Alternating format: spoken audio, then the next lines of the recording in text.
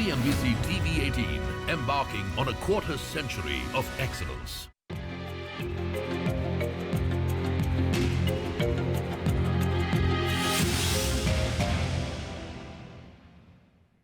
Hello and welcome to this very special Indianomics, where we have former Reserve Bank of India Governor Raghuram Rajan and Professor Rohit Lamba of Penn State University to discuss their just launched book, Breaking the Mould, Reimagining India's Economic Future.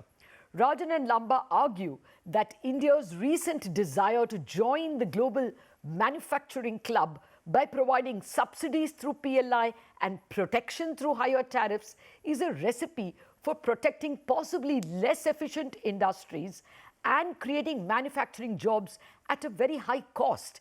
Instead, they recommend that India skip manufacturing and jump from agriculture to services. They recommend that the government concentrate on improving our services exports, where we're already very good, where we have inherent strengths, and the money saved from PLI subsidies should be spent on educating and skilling India, all the way from primary schools to the highest cutting-edge research. A related plea from them is that economic policies are best made in an ecosystem of debate and discussion rather than the stifling of criticism. Well, Dr. Rajan, Professor Lamba, thank you very much for joining me. Dr. Rajan, did I summarize the book correctly? If you can add or edit. Almost. Look, I think the temptation is to say we are against manufacturing. We're absolutely not. What we think is that manufacturing, we need to capture the high value-added parts of manufacturing. If we do that, the low value-added parts will come. Instead, what we seem to be doing is trying to capture the low value-added parts without thinking of the fact that we already may have an advantage in some of those high value-added parts. Let me give an example. When you look at cars today, when you look at the Tesla, there's 40 million lines of code in the Tesla. We are a coding superpower. Why don't we focus on the high value-added part of the Tesla, for example, instead of focusing on the lowest value-added part, which is assembling the product? Take, for example, Apple. Apple is worth $3 trillion. Foxconn, which does the assembly, is worth about $50 billion. Apple is worth 60 times Foxconn. Yes. That's because it's captured the high value-added parts. What we're saying is India already has a comparative advantage there. And by all means, low-skilled manufacturing is useful to create more jobs, but there's also lots of jobs available elsewhere in low-skilled services. Let's not have a manufacturing fetish where we think we have to be like China, start with the low end and we will move up. There are lots of impediments in that way, amongst which are that the world has moved on. Fair let's point. recognize that reality and reimagine India's growth. Okay. Professor Lamba, you want to add? Yeah, bang on. So the way we think about this in a kind of a more storytelling way is the story of the smile curve, right? Like when you make a smile, you see that the highest points of the smiles are the two ends. The smile represents the global production change. Right. Got it. Right. So the smile curve basically tells you that the highest value add is at the left end, which is the design, the R&D, the conceptualization of a product. The bottom end of the smile curve is the actual manufacturing, and the right high end of the smile curve is the marketing, is the financing, is the products appended to the end product that you're manufacturing. For example, in the case of the iPhone, it's the iTunes, the various apps and so on, right? So what has happened over the last 20, 30 years is that global competitiveness in manufacturing has drawn down the returns of this middle part. Okay. And so what we're saying is that now in the 21st century, like one quarter of the way into the 21st century, for India to aspire to the low end of this value-added chain of product is both a poverty of intellect and ambition. Okay. And I think we want India to think bigger, to really kind of march its way into the middle income category in the near future. Okay. Well, let me come specifically to the points that you'll have raised against the production-linked investment scheme, the PLI. Dr. Rajan, already we are seeing Apple trying to source other parts from Indian companies. News broke just 24 hours ago that they have contacted aerospace, software companies which provide services to aerospace companies, etc., to also provide services for Apple. So there is a value addition that they're already trying within India. And just to hark back, how did Maruti come in? It came in as a completely knocked down unit right in the 80s. And then, it became semi-knocked down. And then now we are an auto ancillary hub at Manesar. So don't you think we can become that in iPhones or in, electronics? No, we can. I'm not saying that we can't. The question is, do we have to subsidize our way into this? Apple is looking for alternative production centers to China. In fact, it's Foxconn that's looking for this. Yeah. And, the China plus one strategy will play out. Some people will come to India. India's market is huge. And especially if we follow this process of putting up tariffs, people will bring some of that production in. The question is that we are already doing some value-added parts. When you talk about software developers, they're already producing 20% of chip design in the world. So we didn't need subsidies for all that. They were coming anyway. The bottom line we are trying to argue, let's not get stuck in this PLI subsidy versus not debate. Instead, let's say, how can we create many more high quality jobs in India? And the answer to that is we have to create many more high quality, trained, capable candidates. Whenever we talk to entrepreneurs in India, what is the biggest constraint on your production? It is finding high quality workers. And so to some extent, that has to be our biggest focus. How can we create our biggest asset, which is the 1.4 billion people, into people capable of getting those really good jobs, of attracting manufacturers here because they find so many people. This is happening in high quality services. They're looking for consultants for their companies. They're looking for people who will generate, trading platforms. Goldman Sachs has its second biggest office. In fact, its biggest office outside the United States in India.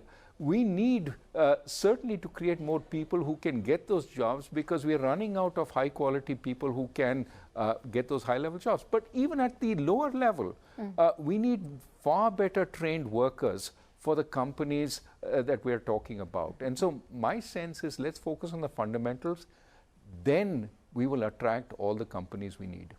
No, that's motherhood. We have to concentrate. Go ahead, Professor Lamba. Even the auto example that you gave, right? It's, our ambition, where is India's Honda? Where is India's Hyundai? Where is India's Tesla, right? So the ambition should be bigger. Ambition shouldn't be that we want to become the auto ancillary hub of a foreign company, right? Like we're just kind of trying to map out a path in which, if we have to grow rich before we grow old, it does require sort of thinking differently. No, that point is taken. But Dr. Rajan, even if you have to look at, to come back to PLI, it's a kind of friend-shoring and on-shoring and near-shoring that the whole world is in. And so we also need, for instance, to make active pharmaceutical ingredients, API. PLI is available for that because our pharma companies were way too dependent on some APIs from China. So there is a place for it, isn't it? There is some place for companies to rethink where their vulnerabilities are, and they're doing this across the world. But, to some extent, my worry is we're back to the old, let's put the tariffs up, let's select some winners in this industry and that industry. On what basis are we doing all that? And how are we so sure, after investing all these subsidies, first, do we need the subsidies to get people in? Will Apple come in anyway? And second, that when you invest these subsidies, are they here to stay? Or the moment those subsidies end, already we are seeing a bunch of companies saying, continue the subsidies, because without the subsidies, we cannot possibly be competitive manufacturing in India. This is the old way. It's a way that we got away from liberalization. And I'm just surprised how many economists in India are not raising objections to going back to the, did you get the favor of the government or did you not get the favor of the government? Instead, let us focus on where our strengths are and build on those strengths. Okay. And again we come back to, we need to create the human capital that is available, that is able to take India into the 21st century. Trying to follow the path of growth of the 20th century in an attempt to sort of make India great, I think is a mistake. No, I think that point is taken. I don't think anybody stands for cronyism, and if it's happening, you perhaps read Ninan's edit in the last Business Standard. Yeah. I mean, it's no one's advantage to have cronyism. And, you know, even when there is PLI, no one supports that, even if it's happening in pockets. But Professor Lamba, you know, to come back to the point about manufacturing itself, it is given in economic theory that manufacturing creates more jobs, isn't it? You know, a person in manufacturing uses a lot of services. Whereas if you have a services industry, like say, launderers in a hotel industry, that is, and it doesn't have a multiplier effect that manufacturing has. So first of all, the multiplier fact is debatable, but I think what we are arguing for is prioritization. So let me give you a concrete example in response to your question, and then we can come to your question. Is that, you know, India is planning to set up the Micron plant for chip design, chip fabrication in Gujarat, and the total subsidy bill right now of the central and the state government put together is going to be, by the government's own estimates, 16,500 crores. Okay, and approximately 5,000 jobs are going to be direct jobs are going to be created. Okay. You know, India's higher education budget is 44,000 crores. So you are spending more than the central government higher education budget. So you're spending more than 1/3 of your entire budget that is allocated to IITs, IIMs, TIFR, Indian Institute of Science, central universities on generating these 5,000 jobs. So it's a question of priority. Of course, we want manufacturing jobs in India. Of course, we want all kinds of jobs at various skill levels in India. But where would you put your resources so that the multiplier effect that you are talking about would be the highest? And what we are arguing in the book is that at this point in India's growth story, that multiplier effect, both in terms of the direct growth that it will create and in terms of the positive externality it will have on human capital and the economy in general, is to train our labor force, is in primary education, is in higher education, is in fixing the malnutrition problem. 16,500 crores is a lot of money from our government's own estimate to generate 5,000 jobs. And I think we must also ask ourselves, as Raghu is suggesting, will certain companies come to India anyway because of the China +1 global strategy? Okay. And so if we are to allocate our resources, where should we allocate? Why is the foreign direct investment in India gone down in the last 2 years? Okay. Right? So if we are succeeding at the China +1 strategy, why are we not being more successful in foreign direct investment? Okay. So again, just to reiterate, you know, nobody in their right mind should be against India manufacturing more. But what are the quality of jobs that you are getting? Fair. How many jobs are you getting? And in what way are you getting? And how are you prioritizing? Remember, India is still a relatively poor country. How are you prioritizing your limited resources? This is very important. And fair point. It's very important also it's very important to ask the question, do we need to go through manufacturing in order to get to services? Remember, all the rich countries are 70% of the jobs are services. Yeah. So to argue that services are a bad job is just simply not recognizing the reality that, you know, the ultimate endpoint is services. to be a rich nation is to do those services. What is interesting is we are creating a lot of service jobs, which the rich countries are seeing us as competitors. So, you know, we talk in the book this example of, a partner in a consulting firm coming to India to recruit. Yes. Why? Because consultants in India are much cheaper than consultants elsewhere. Plus, they can do business directly by presenting to clients in the rest of the world because of what has happened as a result of the pandemic.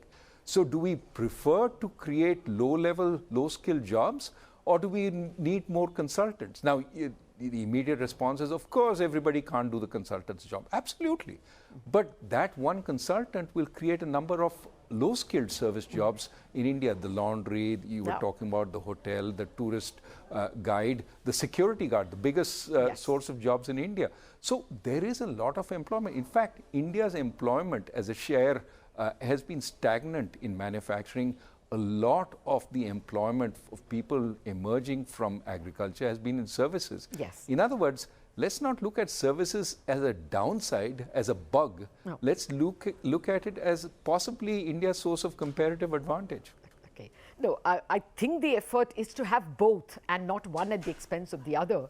I think there is a lot of lauding of India's global services exports as well. Well, time permitting, we'll come back to this manufacturing issue again. Dr. Rajan, Professor Lamba, I have to take a quick break. I'm coming back with the other political questions that you're raising in the book. Back in a minute. CNBC TV18, embarking on a quarter century of excellence.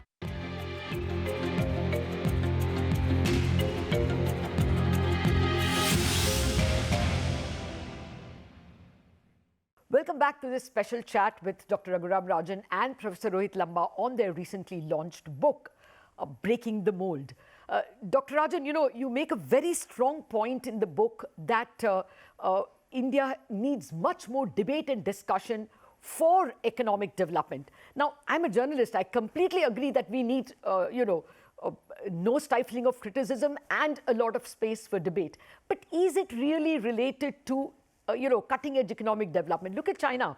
I mean, in quantum computing, 5G, artificial intelligence, there was a Harvard paper which says that they are, up there with the United States in so many things. So are the two relatable?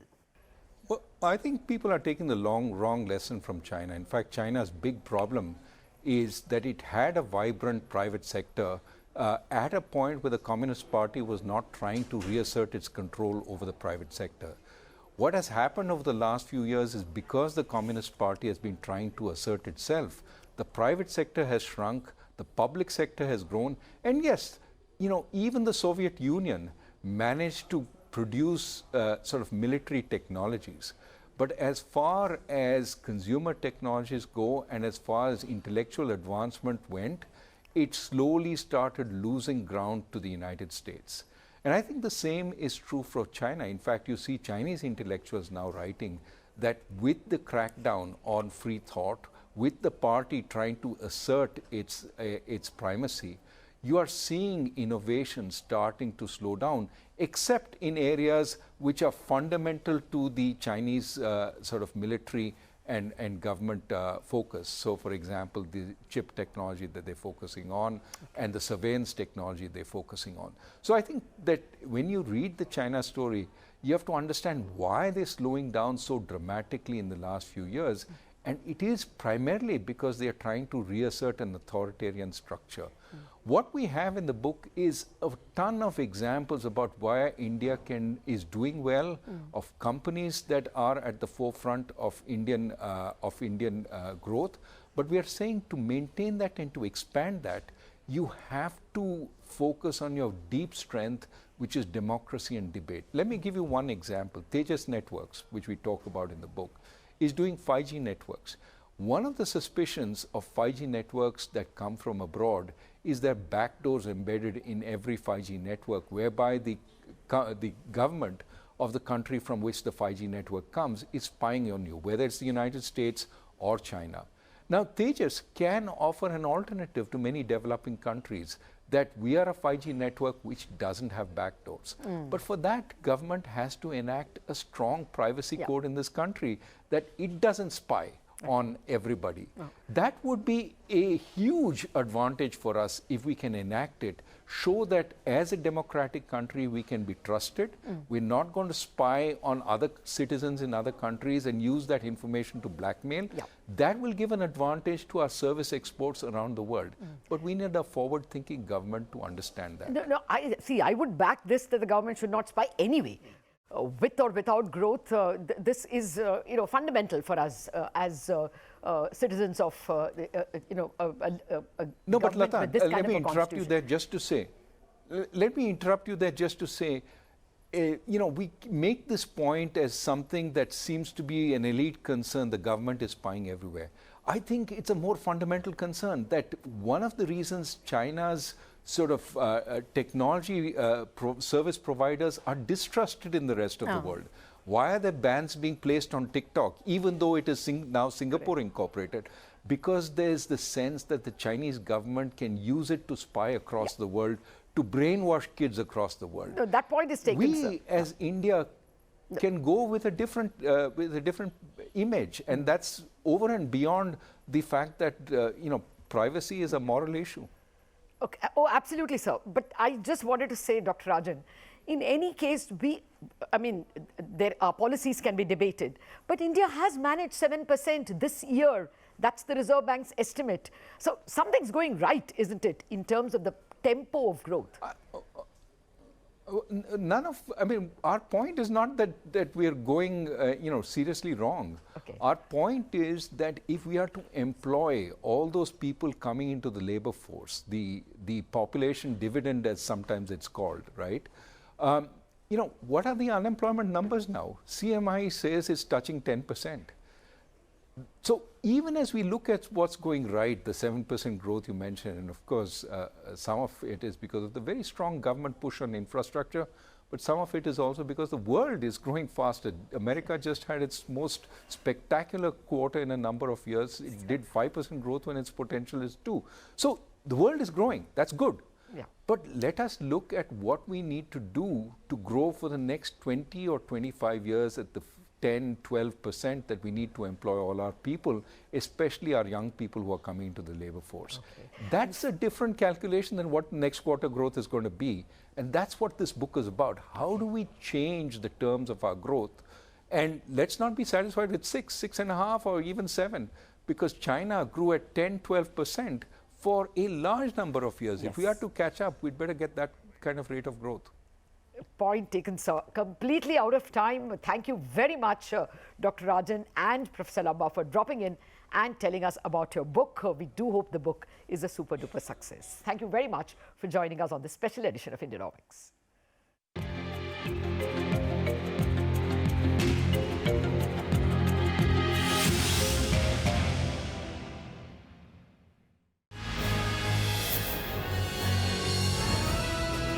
CNBC TV18, embarking on a quarter century of excellence.